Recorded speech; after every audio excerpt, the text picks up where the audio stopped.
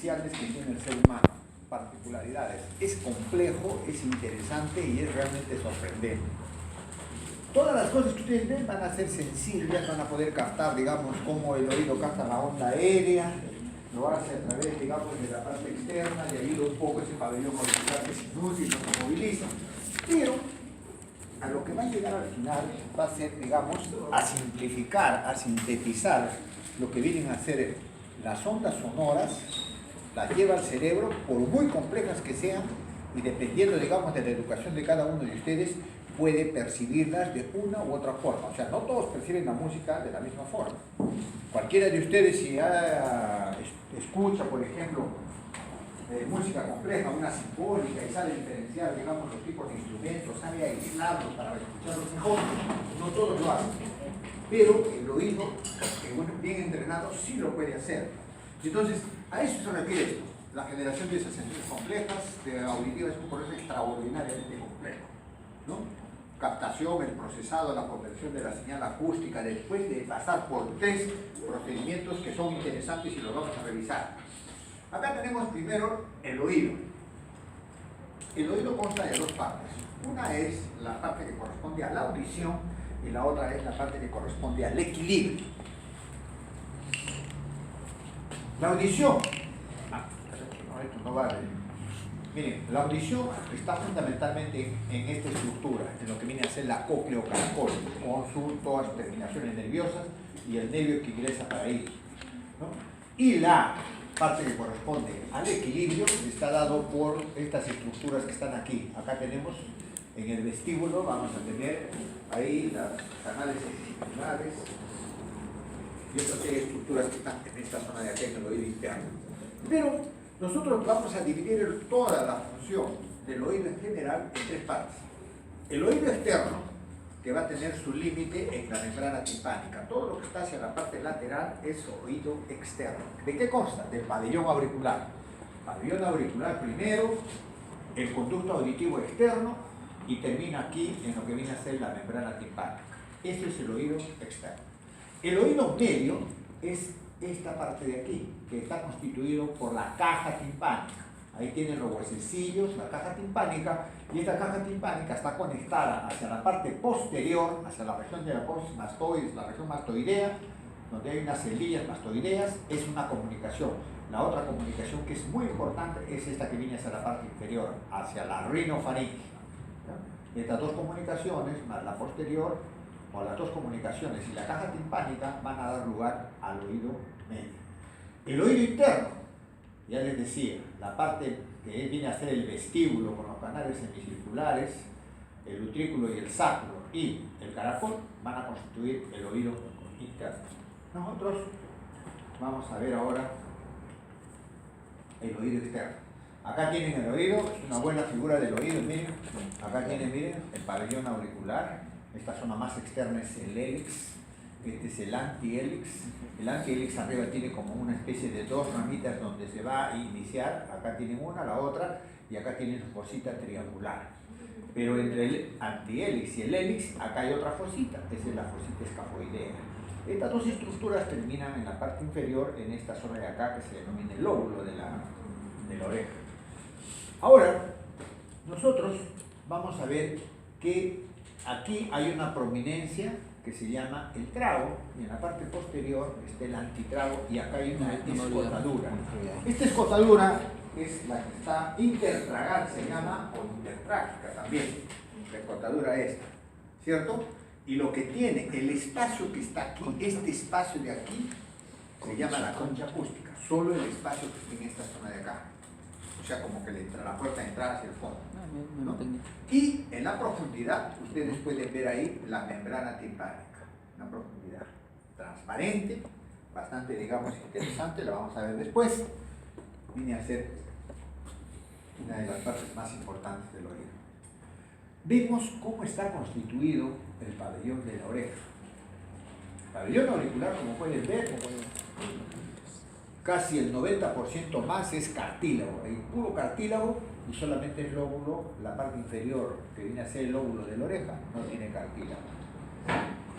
¿Qué hace el pabellón auricular? Es el que capta el sonido, pero en el hombre capte el sonido que le viene directo, porque no puede movilizar el pabellón auricular, no puede llevarlo hacia el lugar de donde provienen los sonidos, cosa que hacen los animales inferiores. Ustedes tienen un pastor alemán, está primero con sus orejitas, así que las coloca hacia el lugar donde quiere escuchar mejor.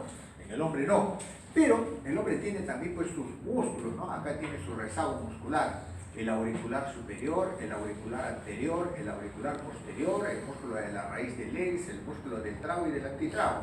Entonces, todos estos musculitos son rezagos que han quedado. Bueno, nosotros antes siempre hemos sido mamíferos, ¿no? Pero antes teníamos también probablemente las particularidades. En la evolución, el hombre ya, estos músculos se han ido atrofiando cada vez más. Y ustedes cuando hacen la práctica, yo he visto muy bien el superior y parte del posterior. Los demás es difícil verlos. ¿Listo?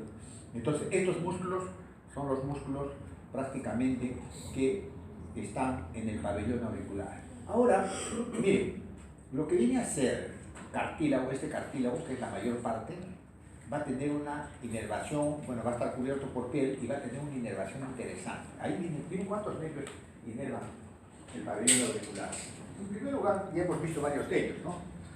Acá tenemos, en esta zona de acá, en este color de aquí, está el auricular menor, ¿cierto? El auricular menor, perdón, el occipital menor, acá. Y en la parte anterior, en esta zona de acá, el auricular mayor.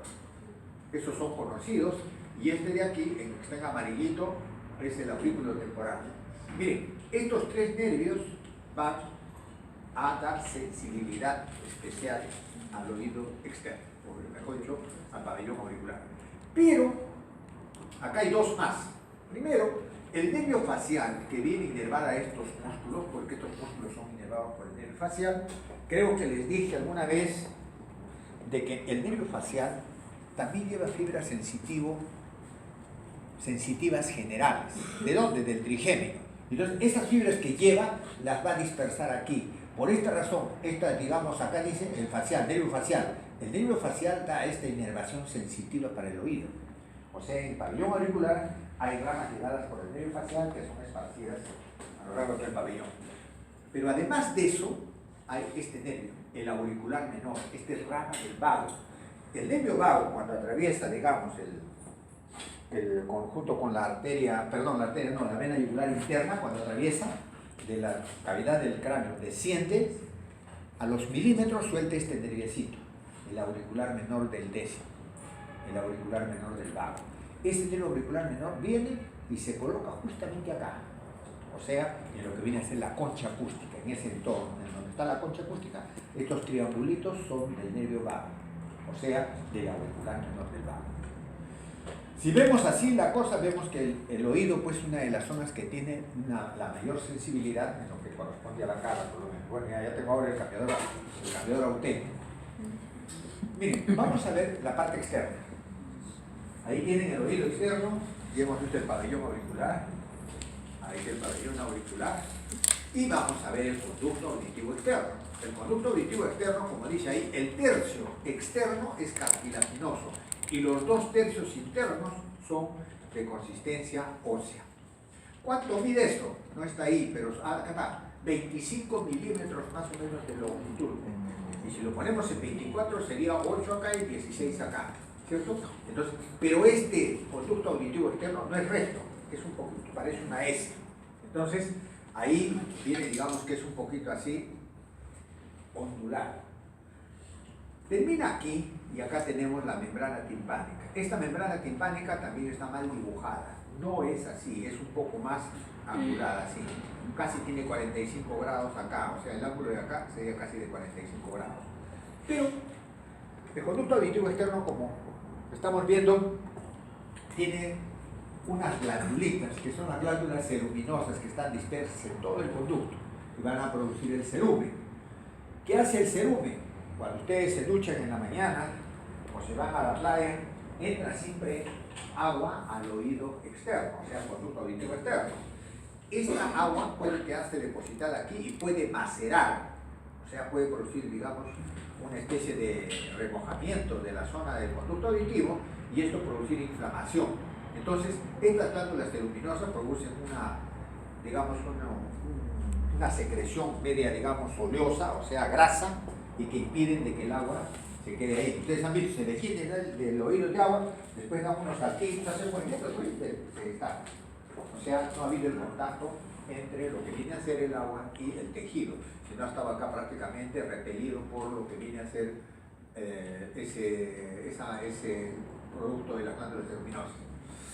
También actúa como repelente. Ustedes comprenderán, el cerumen tiene mal olor, tiene tan mal olor que ni los insectos lo pueden ver. Por eso, si un insecto durmiendo, no se mete el insecto ahí, se fuga más bien porque tiene un olor especial. Puede bloquear el conducto, claro. Estas cerumen se producen constantemente, todos los días, y llega un momento en que puede bloquear este conducto. ¿En quiénes se ve? Esto se ve fundamentalmente en personas ancianas que no se limpian los oídos y de repente tienen hipoacusia, no escuchan bien. Entonces lo llevan a donde el otorrino, les mira ahí, oye, ¿qué hay ahí adentro? Parece que es un objeto extraño, etc. Se dan cuenta que es un tapón de cerumen. Este tapón de cerumen le echa una solución, ¿no? Y lo remueven, o sea, como que lo quieren disolver un poco, después con una jeringa lo limpian, lo destapan y al día siguiente el señor ya va a estar tranquilo, ya no tiene que escucha bastante mejor que antes. Además, este cerumen, como es grasa, igual que en las fosas nasales, atrapa partículas. Y lo último es esto, antifúngica, ¿qué significa? De que es un elemento protector, algo así como un antibiótico, pero para los hongos. O sea, difícilmente pueden ingresar, digamos, las infecciones al oído interno, a menos, digamos, que haya algún problema de fondo. Pero el cerumen protege, digamos, contra este tipo de infecciones también. A ver, tenemos aquí la membrana timpánica. Ahí tiene la membrana timpánica. Tiene más o menos, como dice acá, de 9 a 10 milímetros. 9 a 10 milímetros de diámetro. Tiene esas características. El centro de la membrana timpánica es atraído hacia la parte interna.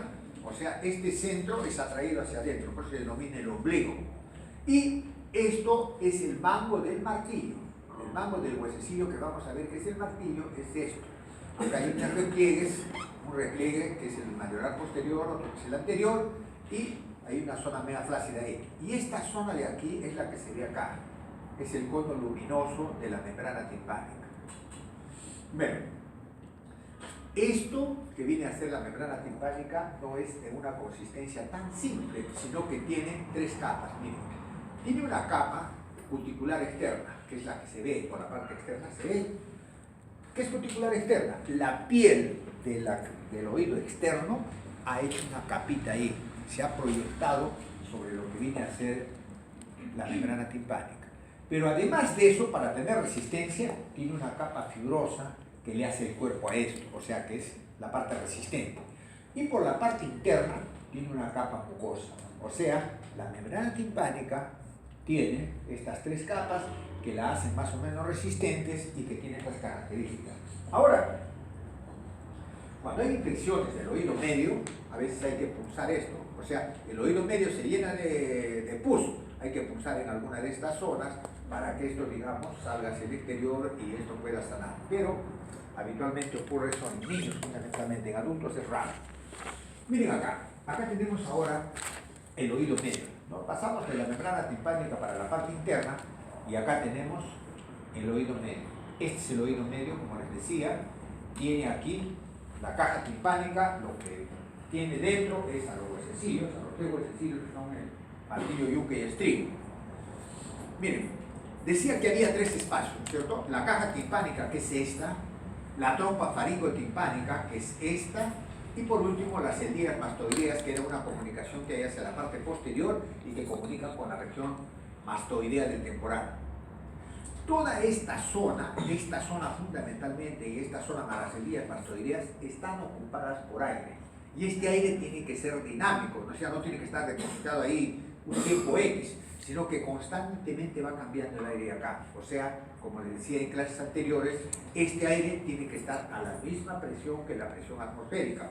Y para eso la rinofaringe rápidamente y constantemente se va comunicando para que la presión de aquí sea igual que la del medio ambiente. Cuando ustedes abren la boca, simplemente se ponen en contacto con la presión del medio ambiente, o cuando tienen la nariz respirando, ¿cierto? Miren, está ocupada por aire y el epitelio que hay aquí, ahora ya viene el epitelio que hay en toda esta zona, es epitelio cúbico. ¿Ya? Miren, las dimensiones, esta estructura que ustedes podrían decir es grande, es pequeña. Miren cuánto de altura tiene, 15 milímetros, ¿no es cierto? Miren, la altura tiene 15 milímetros, o sea, acá hay 1,5 centímetros. El techo, la zona más superior, tiene solo 6 milímetros. El piso, en la parte inferior, solo tiene 4 milímetros. Pero acá hay un problema, este dibujo está mal hecho, esto es como un reloj de arena. La zona intermedia solo tiene 2 milímetros, o sea, como un reloj de arena, como una cinturita es en la parte media. Y entonces, esa zona, bastante, digamos, de poca longitud, tiene solo 2 milímetros de longitud. El volumen total de la caja timpánica es 1,5 centímetros cúbicos. ¿Ve? La caja timpánica, y reitero, lo que tiene ahí, lo más importante que tiene son los huesecillos. Entonces vamos a ver ahora esos huesecillos. Pero antes tenemos que ver la caja timpánica, cómo está constituida. Miren, la caja timpánica, hagamos de cuenta que la parte que estamos, en la parte anterior, esta que estoy marcando, ahí estaba la membrana timpánica, o sea, le he sacado y voy a ver el fondo. La caja timpánica es lo que está en el fondo sin membrana timpánica. Entonces, el oído medio va a tener un techo, va a tener un piso, va a tener una pared anterior y va a tener una pared posterior y una pared medial. Ahí vamos. Hay una serie de estructuras que van a estar en el techo, en el piso, en la pared anterior, posterior y medial. Y entonces nosotros vamos a ver. El techo se denomina tegmentina, tímpani. Está en la porción petrosa del temporal y prácticamente es un techito que solamente está ocupado de hueso y no hay ninguna estructura que por aquí atraviese nada. Lo dejamos como tegmentina. En la parte, digamos, vamos a ver cuál es la siguiente. Piso. En el piso vamos a tener aquí la yugular interna. O sea, la yugular interna va a estar en contacto con lo que viene a ser el piso de la caja timpánica. Nosotros seguimos y vemos la pared anterior. En la pared anterior, por ahí, por la pared anterior, va a ascender la arteria carótida interna. Y esta arteria carótida interna, cuando pasa por la parte anterior de la caja timpánica, va a dar unas arterias pequeñitas que son las carótico-timpánicas. Da unas arterias pequeñas que van a ingresar para irrigar la caja timpánica, la carótico-timpánicas. En la parte superior de la pared anterior vamos a tener un conducto, ya lo vimos, ¿no es cierto? Esta es la trompa faringotimpánica. Yo siempre pongo trompa de Eustaquio para que ustedes más o menos se adecúen, porque ustedes, todo el mundo conoce la trompa de Eustaquio, pero la faringotimpánica no tanto. Entonces, la trompa faringotimpánica tiene esta dirección, está en contacto con la pared anterior. En la parte superior a la trompa de Eustaquio hay un conducto, un canal para un músculo pequeño. Ahí está el conducto, pero este conducto, miren, es para el músculo del martillo. O sea, el martillo es bastante paralelo a la trompa de Eustaquio, trompa faringotimpánica, y por ahí ingresa el músculo del martillo. La pared interna, esta es la pared interna, o si no, la pared medial. En esa pared interna medial va a haber una prominencia. La prominencia la va a dar la base del caracol. Ahí tienen ustedes una prominencia que va, digamos, es la que va a producir esos 2 milímetros de, digamos, de longitud en lo que viene a ser toda la caja timpánica, como una cintura en el medio. El promontorio es el que va a cortar esa distancia y la va a llevar hasta 2 milímetros. Pero, teniendo el promontorio, vamos a ver que hay otras estructuras que llegan ahí. Esto sí ya sabemos qué es. El orificio de entrada del nervio timpánico. ¿El nervio timpánico cuál era? Ese nervio que se desprende del glosofaringio y va a penetrar al oído medio. Al penetrar al oído medio va a formar un plexo, el plexo timpánico. Acá miren, ingresa el nervio timpánico, creo que el otro nombre del timpánico también, si lo queremos desglosar, sería timpanal o nervio de Jacobson. Ingresa y da, digamos, una serie de ramitas de tipo sensitiva para el oído medio. Y en la parte superior y posterior de lo que viene a ser el promontorio vamos a tener la ventana oval. La ventana oval es una ventana más o menos grande. Vamos a ver que aquí como asienta una estructura que es la base del estribo. En la parte inferior vamos a tener la ventana redonda. Esta ventana no tiene nada, está tapiada, pero tiene una función bastante importante. En la parte superior tenemos el conducto semicircular externo, el externo. Después vamos a ver cómo es el externo y cuál es su posición. Y también en la pared medial va a estar un conducto que va a permitir que el nervio facial atraviese por ahí. O sea, por acá viene el nervio facial y se viene para la parte posterior. Vamos a ver la pared posterior. En la pared posterior hay algunas otras estructuras. Primero va a haber un conducto, como les decía, para comunicarse con las encías mastoideas. Ese conducto que se llama tímpano-mastoideo, ¿no? Pero nosotros le vamos a dar ese nombre antiguo que era adictus ad antrum. Ese era el nombre antiguo y está en latín. Y era más conocido por adictus ad antrum, pero ahora ya le llamamos tímpano-mastoideo para aligerar y simplificar las cosas y para que las entienda más fácilmente. ¿Listo? Un poquito por debajo hay una estructura ósea que es un poco, digamos, elevada, que viene a ser la pirámide. Bueno, acá está la fossa incudis. La fossa incudis es el punto en donde la rama corta de yunque se va, digamos, a articular. Aquí una ramita de yunque se articula ahí. Y esto que está acá en la pared posterior elevadita no viene a ser sino la pirámide. ¿Qué es la pirámide? La pirámide es una estructura ósea que tiene acá como un cráter y por ahí sale un músculo que es pequeñito también. Es el músculo del estribo. Este músculo del estribo va a salir y se va a ir al cuello del estribo, perdón. El músculo del estribo se va al cuello del estribo. ¿Qué más tenemos aquí? Miren, el nervio facial que vino por aquí ingresa a la pared posterior, atraviesa la pared posterior y por la pared posterior desciende a la parte inferior para emerger por donde ya ustedes saben por dónde emerge, por el agujero estilomastoideo, ¿no es cierto? Pero en su trayecto, este nervio facial, en su trayecto va a soltar una de las ramas, que es una rama intrapetrosa. Entonces, esa rama es la rama de cuerda del tímpano, ¿cierto? Entonces, ahí va a soltar la cuerda del tímpano. Pero la cuerda del tímpano no se va a ir para atrás, sino se va a ir para adelante. Para adelante. Ahorita vamos a ver cómo va para la parte anterior. Pero ya, la cuerda del tímpano sale o se inicia en la zona posterior de la la pared posterior de la membrana timpánica y vamos a ver después su dirección. Tenemos esto y si seguimos, bueno, este es el orificio salida de la cuerda del tímpano, pero no es ahí, ¿eh? Es acá adelante. Ahorita lo vamos a ver, creo que tengo otra figura mejor. Miren, acá está la figura más adecuada, es esta. Miren. Esta es la trompa faringotimpánica, ¿cierto? Encima está el músculo del martillo o tensor del tímpano.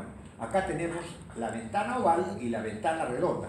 Esta es la pirámide y de ahí está saliendo el tendoncito del músculo del estribo. Miren, este es el nervio facial. Acá está dando su ramita para la inervación del músculo del estribo. ¿Ya? Pero acá está la cuerda del tímpano.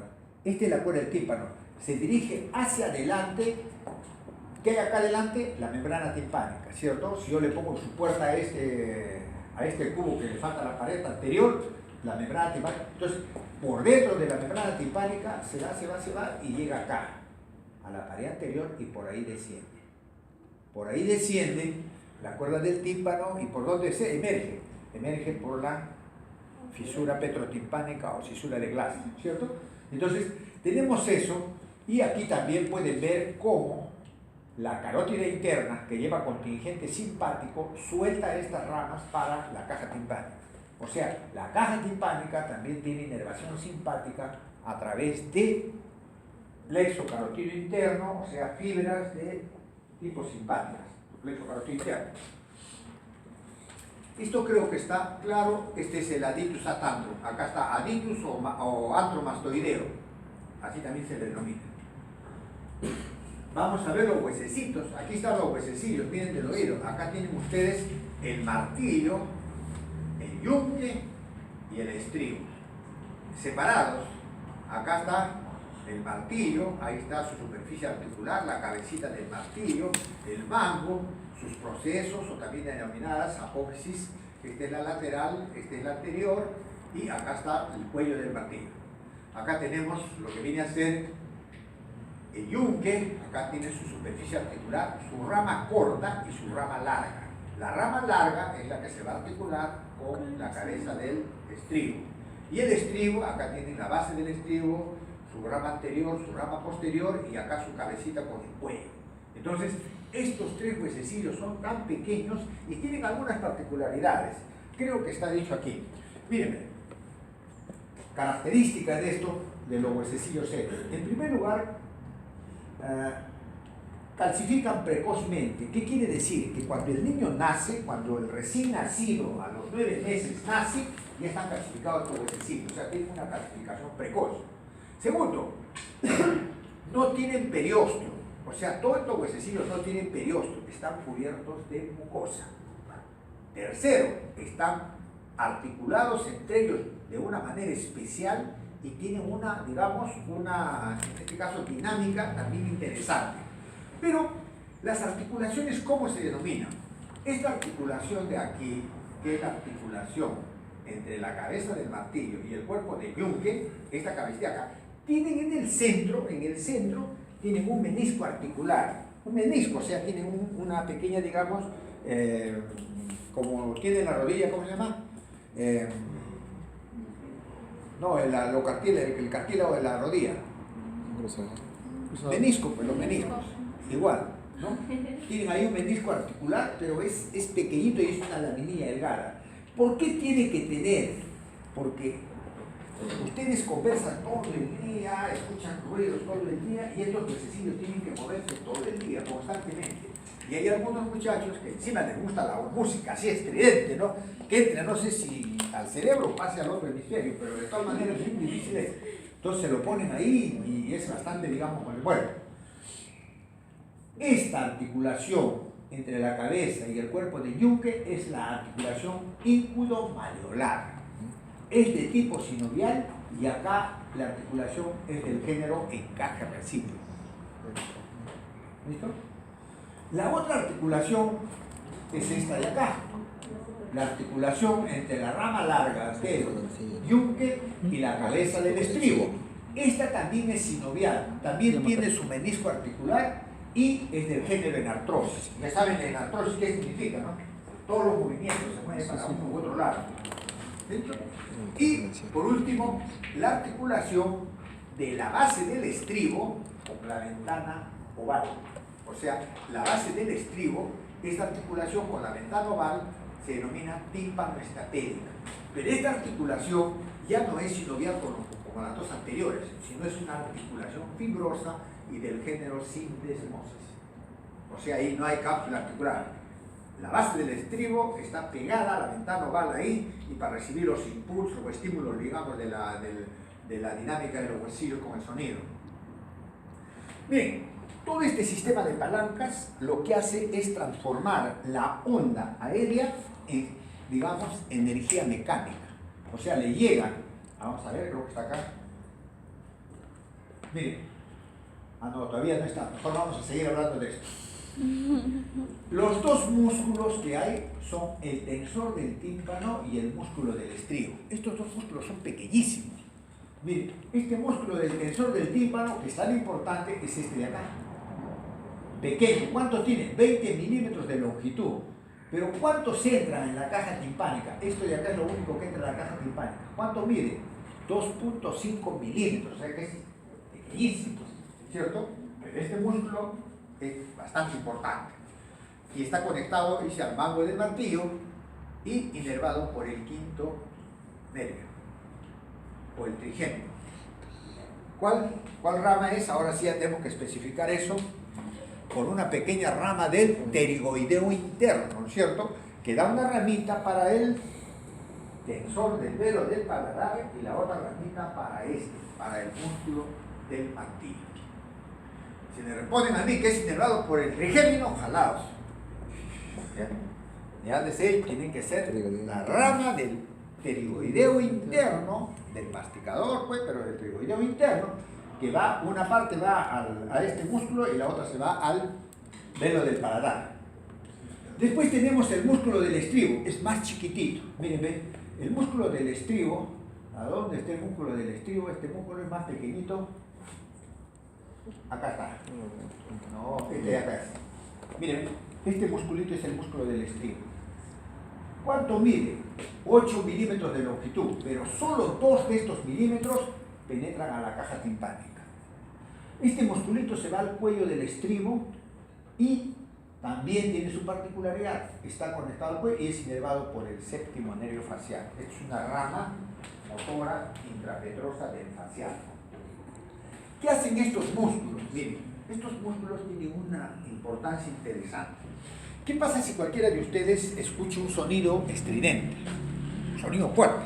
Estos huesecillos se van a mover así y se pueden prácticamente, en primer lugar, luxar entre ellos.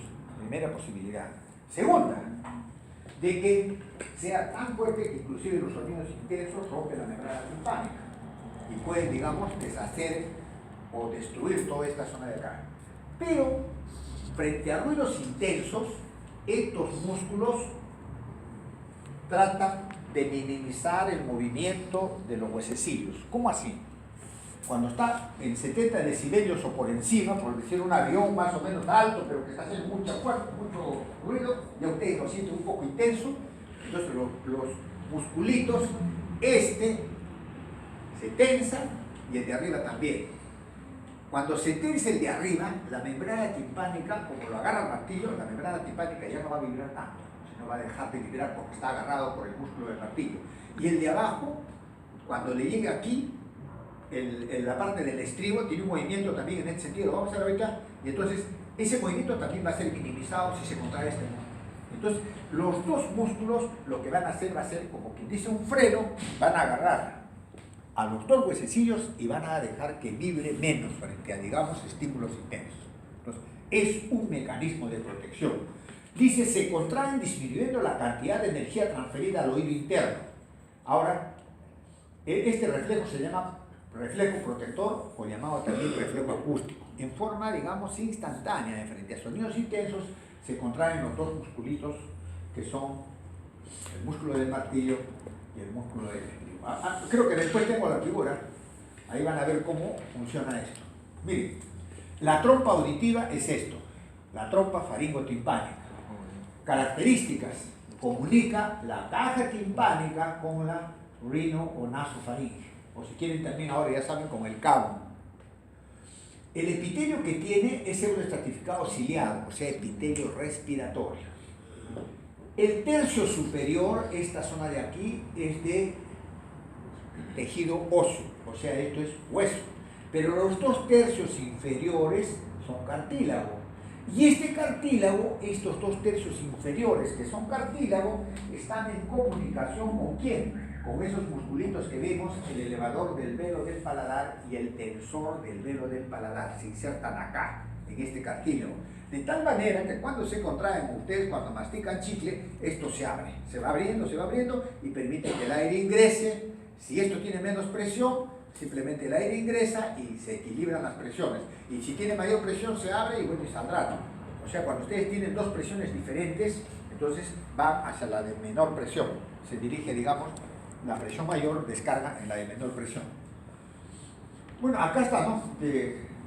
Igualar la presión del oído medio con la atmosférica. Esa es una de las misiones que tiene esta trompa faringotimpánica, esa es una de las misiones que tiene. ¿Y quiénes ayudan a esa misión básica? Son estos dos músculos. Inervación, plexo timpánico, pero ahí viene otra vez la rama masticadora del quinto 3. O sea, la rama del pterigoideo interno que va a inervar ¿a cuál? Al tensor, ¿no? Al tensor del velo del paladar. El otro es el plexo timpánico, el elevador del velo del paladar. Ahora vamos a ver aquí, miren. Nosotros, cuando sentimos cualquier sonido, este sonido es una onda aérea. Esto se llama energía eólica, ¿cierto? La energía eólica llega por aquí, llega a la membrana timpánica y le da, digamos, un tipo de energía por la vibración. La membrana timpánica tiene que multiplicar esta vibración acá con los huesecillos. Este es un sistema de palancas. Y entonces esa energía eólica que llegó a la membrana timpánica se convierte en energía mecánica. Palancas, energía mecánica. Y aquí, esta es la base del estribo, que cuando recibe la energía, ¿qué tiene que hacer? Hace esto, como un acelerador de carga. Y entonces al hacer esto, va a crear una onda acá, una onda líquida, que ya vamos a ver después cómo esta onda líquida, que viene a ser energía hidráulica, va a estimular al órgano de corte. Entonces, seguimos. Inervación, plexo timpánico, rama del noveno, o sea, del nervio timpánico, timpanalo de Jacobson, rama del glossofaríngeo, ya no hay problema. Inervación. Irrigación, miren las arterias que llegan. Arterias que llegan son 6. La timpánica anterior, que ya la estudiamos, rama de la maxilar interna. La timpánica posterior, ya les dije, rama de la estilomastoidea, del occipital o la auricular. ¿Cierto? ¿Se acuerdan de cuando hablábamos de la irrigación de la cabeza y del cuello? Ahí veníamos la timpánica posterior, que era la estilomastoidea, y que esta arteria, su misión básica era dar irrigación al nervio facial, pero como asciende, se introduce en la cavidad timpánica. La timpánica superior es rama de la petrosa. La petrosa es una arteria que a su vez es rama de la meningia media. La auricular profunda, ya la estudiamos, es rama de la maxilar interna, ¿no? La auricular profunda es la primera rama, la timpánica anterior, segunda rama y así. Después tenemos la timpánica inferior, es rama de la faringe ascendente, también ya le dijimos. Y las carótico-timpánicas son las que han visto el día de hoy, que salen directamente de la carótida interna y atraviesan la pared anterior. Acá tienen, miren, algunas de las arterias. Acá tienen, esto está en ese texto que está bien, pero no lo puede encontrar en electrónico. Difícil es. Este es del, ¿cómo se llama? El atlas de... ¿Qué? Nether, no, Nether. Gray, ¿Ah? Gray. ¿Ah? No, eso es Prometeus. Pero esto está en el atlas completo, porque en el atlas de un solo tomo no está. O sea, hay un atlas de 3 tomos. En ese. Bueno, acá mírenme, acá tenemos nosotros la arteria timpánica anterior. Después, acá tienen ustedes, ¿qué es esto? El nervio facial. Acá el nervio facial está dando la cuerda del tímpano, miren, la cuerda del tímpano que va a salir ¿por dónde? Por la cisura de Glaser o cisura petrotimpánica. Sale el nervio, que viene a ser la cuerda del tímpano para la parte inferior, para unirse al lingual, y por ahí penetra la timpánica anterior. Pero, ¿para qué íbamos acá? Aquí está la arteria estilomastoidea, que es rama o del occipital o del auricular, ¿cierto? Auricular posterior. Una vez que llega aquí, acá da una ramita delgada. Miren cómo va a ir llegando ahora sí a la cuerda del tímpano y se va para la parte anterior. Esta es la timpánica posterior. Por la parte superior, a ver, aquí, acá está. Por la parte superior, por acá desciende, miren, aquí hay una... Vamos a ver, mejor acá lo vamos a ver porque tienen que ver. Miren, acá tienen ustedes, ¿se acuerdan aquí de estas lineecitas que estaban en la porción petrosa del temporal, ¿no es cierto? La línea superior era del nervio petroso mayor y la inferior del nervio petroso menor. El petroso menor es este que está acá y el petroso mayor es este que está acá. En la porción petrosa yo les indicaba ahí que hay dos lineecitas y por ahí está la arteria petrosa. Y entonces, esta arteria que viene a ser, a ver, ¿cuál es? Esta de acá va a penetrar. Este de acá. Miren, el nervio petroso menor, ahí tiene una arteria. Esta arteria va a entrar a la cavidad, digamos, timpánica, como arteria timpánica superior. Timpánica superior. ¿Listo? Igualmente acá pueden ver, como les decía, el estilomastoidea, ese nervio facial, cómo lo irriga todo lo largo y da la timpánica posterior. Pero nosotros lo que queremos ver acá es el oído medio. Tiene una gran irrigación, han visto cualquier cantidad de arterias. Si nosotros retrocedemos, miren, cualquier cantidad de arterias. Tiene 6 arterias para 1.5 centímetros, o sea, 1.5 centímetros, un poquito más de volumen, ¿no es cierto? O sea, es pequeño, pero tiene irrigación con una muy buena cantidad de arterias. Nosotros, miren, acá está la arteria carótida, acá están las carótico-timpánicas, estas son las carótico-timpánicas que van a irrigar, esta es la membrana timpánica, la zona que está acá. Entonces, toda esta zona, digamos, acá está la yugular, miren, la yugular está en el piso de la caja timpánica, en el piso. Todo esto, digamos, lo van a tener que revisar para que puedan tener una idea clara del asunto. Pero 6 arterias llegan para dar irrigación a la caja timpánica. Nosotros vamos a pasar ahora a ver otra parte, el oído interno. El oído interno es un poco más problemático, pero es simple. Si lo entendemos, es simple. Miren, el oído interno está en la porción petrosa del temporal. Esta zona de acá tiene estas características, ¿no? Ahí tienen ustedes, miren, los canales semicirculares, tienen lo que viene a ser el vestíbulo que está en la parte media, ahí está el utrículo y el sáculo, y acá está el caracol, ahí está el caracol. Si lo vemos aquí ya, aquí tienen el nervio, miren, el nervio que va a ingresar, el octavo nervio, cócleo vestibular. Miren, este nervio es el que se va al caracol, este es el coclear, al caracol, el coclear. Y el vestibular se viene para el vestíbulo y para los canales semicirculares. El nervio este de aquí es el nervio que está en relación con el equilibrio y el nervio que está acá con la audición. Y pueden ver acá el conducto auditivo interno, pero estos dos nervios entran solos, tienen un acompañante, tienen un acompañante que no está ahí, ¿no es cierto? Es el facial, ¿cierto? Entonces, nosotros vemos esto. Y acá lo podemos ver desde arriba, conducto auditivo externo, tenemos la caja timpánica, un poco más real está acá, esta es la membrana timpánica. Miren, acá tenemos los conductos semicirculares, el vestíbulo y acá tenemos el caracol. Más o menos esto sería casi lo real. Pero ¿saben qué? El caracol está ahí de costado y para allá. No, está echado, este caracol está echado, o sea, está en ese sentido. De tal manera que la base del caracol, que sería esta, es la que protruye en esta zona de acá. Si esto lo vemos ahora en una figura, miren ahí está, este es el yunque, el martillo, ¿no? Y este es el oído medio, la zona profunda. Entonces, ¿por qué viene esto? Porque el oído interno tiene una composición especial. Miren, si ustedes agarran la porción petrosa del temporal y comienzan, digamos, a sacar el hueso que les va a sobrar, que es un hueso un poco más débil, va a quedarse con esto. Ay, caray. Se van a quedar con esto.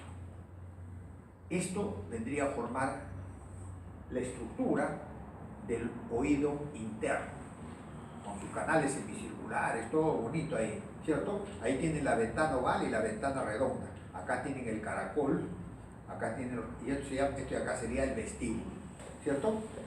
Pero dentro de esta estructura está esto, está metido ahí adentro. Entonces vamos a tener varios espacios, ¿ya? Pero esta estructura que es membranosa va a estar dentro de esta estructura ósea aislada. Entonces nosotros vamos a ver aquí que morfológicamente en el oído interno hay 3 estructuras: la cócleo-caracol, que es esta, el vestíbulo, que es la parte intermedia, y los canales semicirculares, que son los canales que están viendo ahí, ¿ya? Ahora, nosotros tenemos que ver la conformación. Miren, si ustedes ven y toda esta línea de acá la convierten en esa zona ósea, la ósea que hemos visto del caracol, el vestíbulo y los canales semicirculares, en el centro, en ese color un poco marrón o amarillento, que es esto es tejido membranoso. O sea, esto viene a corresponder al laberinto membranoso. Lo que está en este color es el laberinto membranoso. Y lo que está de otro color, que es esto, esta zona de acá que está más blanquecina, es hueso. Quiere decir que esto es hueso, óseo, y todo lo otro es óseo, ¿cierto? Y entonces acá hay 3 espacios. Un espacio que está por fuera de este laberinto membranoso, que está lleno de líquido. Y dentro del laberinto membranoso también hay líquido. Quiere decir que en azul lo que vemos va a tener un líquido especial que se va a llamar perilinfa. Y dentro del laberinto membranoso, o sea, dentro de esta estructura, también va a haber líquido. y se va a denominar endolinfa. Y lo que sigue más afuera ya va a ser la estructura ósea. Entonces, comenzamos por ahí y ahora vamos a dar algunas particularidades. Tenemos entonces, el vestíbulo es una pequeña, digamos, porción del oído interno. Miren, es una cavidad de 6 por 4 por 3 milímetros. Este es el vestíbulo. O sea, tiene medio centímetro, tiene prácticamente medio centímetro por 4 por 3. Pequeñísimo es esto. Pero dentro de eso está esto. Acá está lo que viene a ser el utrículo y su sáculo acá. Ahí están dentro del vestíbulo. Ahora, fuera del vestíbulo van a estar los canales semicirculares.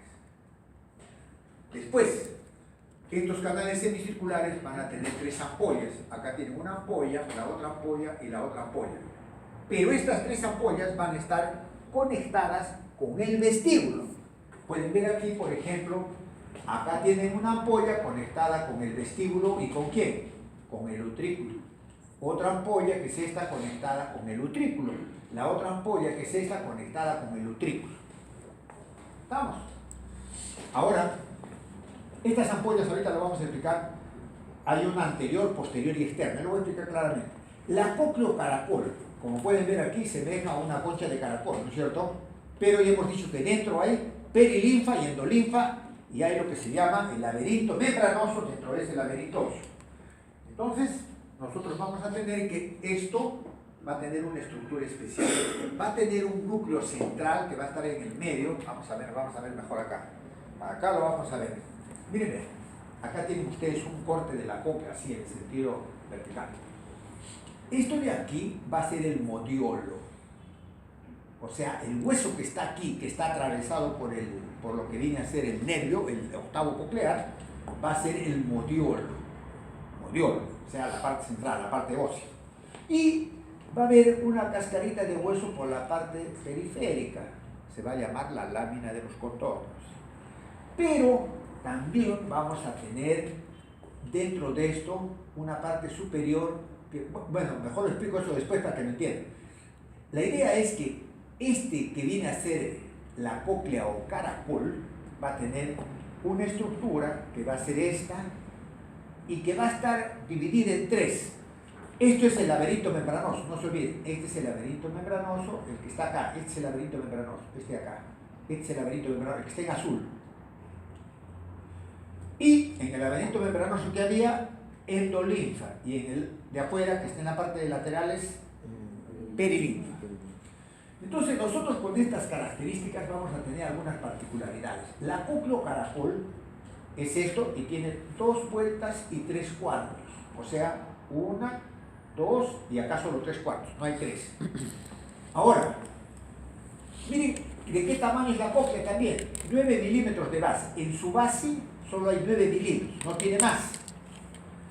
De altura, esto está muy alto, solo tiene 5 milímetros de altura, o sea que es medio centímetro, es pequeñísimo.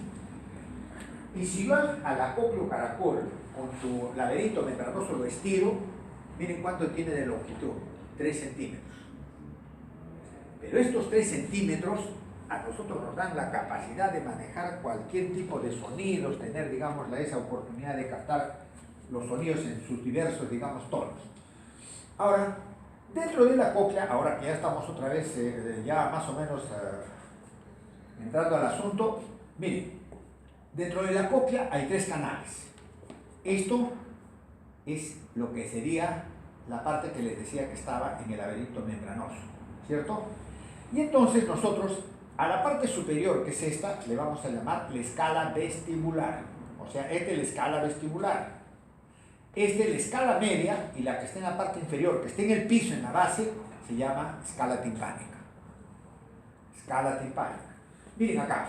Acá vamos a tener un tabique que va a convertir a esto en escala media. Este tabique de acá se va a denominar la membrana de Reissner. Es una membranita que va a vibrar. Si esta membranita no vibra, no sirve, tiene que vibrar.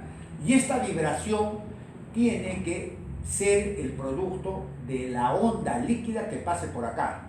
O sea, cuando ¿cómo se llama esto?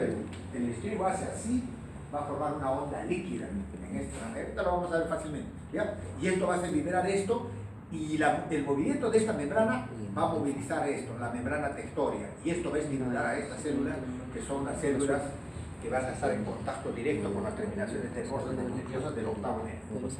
Y entonces, lo tenemos aquí, miren, lo pasamos acá, más grande, más fácil, ¿cierto? Acá tenemos las ramas del octavo nervio, acá tenemos el ganglio espiral, así se llama, el ganglio. O sea, este ganglio tiene células bipolares. Un polo se va a recoger la sensibilidad de aquí y el otro se va para la parte externa, para llevarla a esa sensibilidad hacia el cerebro. Esto es la membrana de Reissner. ¿Listo? Esa es la que va a vibrar y con la vibración esto se va a movilizar. Aquí tienen las células pilosas internas y las células pilosas externas. Las que tienen mayor capacidad, digamos, de sensibilidad son las células pilosas internas.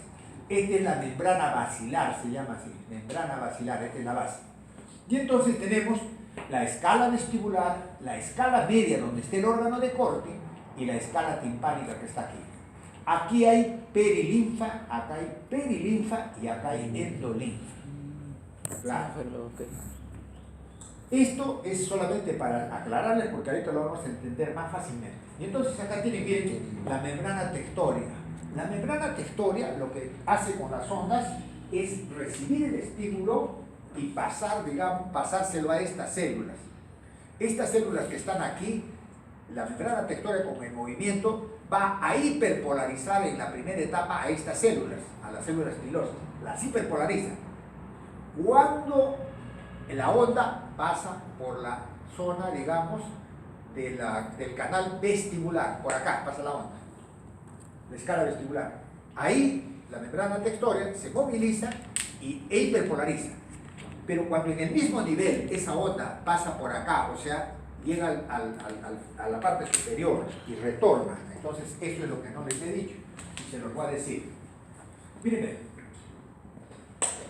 si una onda comienza acá, si comienza acá en la escala vestibular, pasa y acá se junta, o sea, de la escala vestibular, en la parte más alta que se llama el helicotrema, se va a comunicar con la escala timpánica y después va a descender ya por la otra escala, o sea, por la escala timpánica, ¿Ya? Vamos a ver, ahora van a ver esto. ¿No es cierto que el estribo produce este tipo de movimiento y va a generar una onda líquida? Esa onda líquida vamos a ver cómo viaja. La onda líquida llega aquí y va a producir acá una ola, y esa ola va a estimular ¿a qué membrana? A la membrana de Reissner. Y al estimular a la membrana de Reissner, ¿a quién estimula? A la membrana tectórica. Y la membrana tectórica, ¿qué hace en la primera etapa? Hiperpolariza a las células pilosas del órgano de corte. Pero esto viene para acá. Miren bien, si la onda esa, la onda que se produzca acá, va a traer una frecuencia de sonido definida. O sea, no crean que el órgano de corte lo hace de todo en forma anárquica, no. Los sonidos fuertes, vamos a suponer que es un sonido estridente por eso es que está, digamos, produciéndose el estímulo en esta zona. Entonces, esta onda produce esto y va a seguir viajando como onda, ¿no es cierto?, hacia la parte distal. Pero aquí va a estimular al órgano de corte, en esta zona. Cuando venga por la escala timpánica, cuando llegue acá, se va a producir recién la despolarización, en esta zona de acá. Al producirse la despolarización, se va a producir la estimulación de las terminaciones nerviosas y también ahí va a ser donde uno va a captar el sonido. O sea, quiere decir esto de que si el sonido es fuerte, estimula acá y acá despolariza, en el mismo sitio, no lo hace en otro lugar. Es como un piano, y ustedes se estimulan a la primera tecla del piano, cuando venga por la parte inferior, la primera tecla del piano es la que va a responder, no las otras. Miren, eso es una parte, ahora vamos a ver la otra.